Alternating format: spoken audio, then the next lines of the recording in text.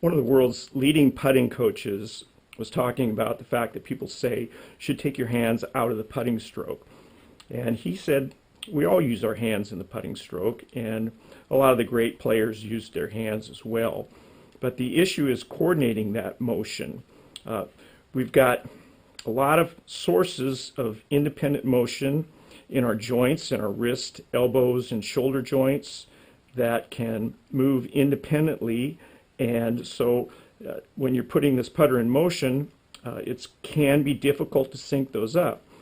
Now, since you have all this extra slacks in your shoulder joints, now I can just easily rotate my shoulder joints, my wrist joints, and so they are pretty free to move around. Now, you can certainly make a stroke with this configuration without taking the slack out, but it does bring that coordination into play because you have these sources of independent motion. So dynamic pre-shot alignment can fix this by connecting.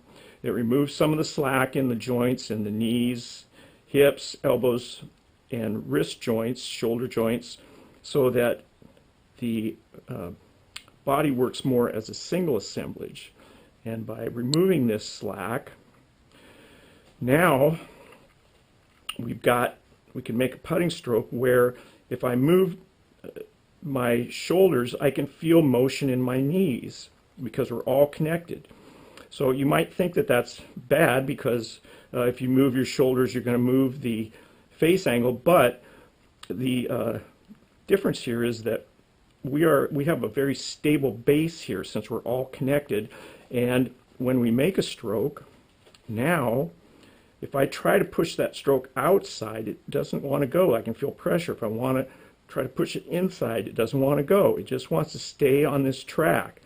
And then I can feel all the parts moving, but they're all coordinated.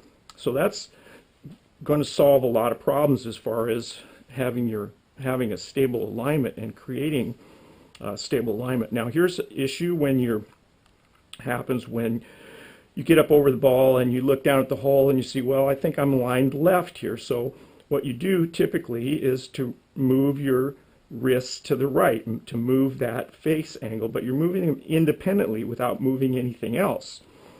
So that means you've disconnected your wrist from all the rest of the body, so your base isn't as stable. Now in dynamic pre-shot alignment, once we get over the ball and we do our look down at the hole or whatever our alignment spot is, now if I'm aligned left, so if I want to align that in the hole, I'm going to rotate my shoulders clockwise, and that's going to bring the face back to alignment. When I do that, I can feel motion in my knees and hips because we're all connected as a single assemblage.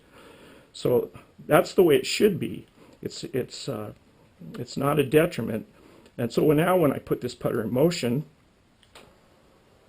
all the parts are going to be synchronized and work more like a machine. So, we're not being a robot here, but we have robotic tendencies because the robot doesn't have independent motion in all the joints. It works all synchronized.